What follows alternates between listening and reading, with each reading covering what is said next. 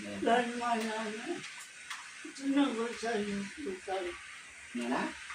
Sinagol ko sa iyo. Maintindihan. Kaya ba?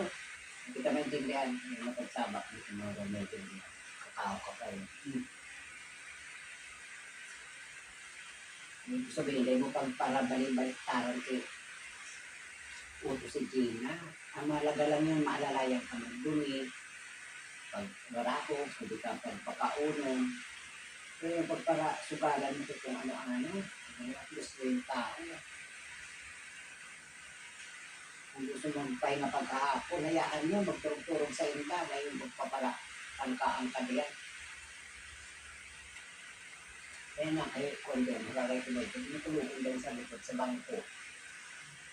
Yan lang yung nagbuhuro raray sa bangko. Kasi hindi pa ulihon mo, di makawuro rin dahil. Magpapahinga ang katawan. Nagado ngayon ang lawas ni Dina pa, alalay sa iyo. Kung bakit nalawas mo.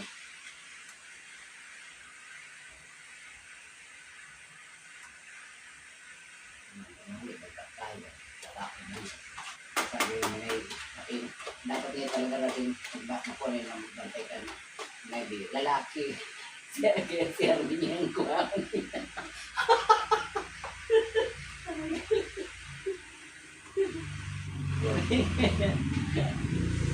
Nagkakalit sa mga istoryahan kaya hindi mo na ipagin buwang kaya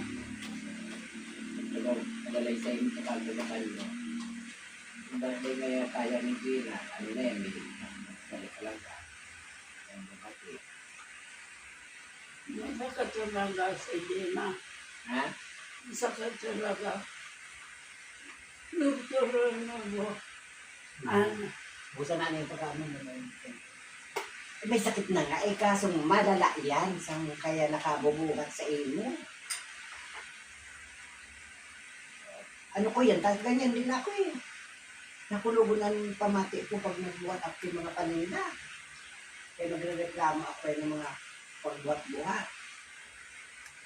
Yan si Gina din. May sakit na. Lalong nga na ang sakit kayo. Dahil nga sa binigibo mo.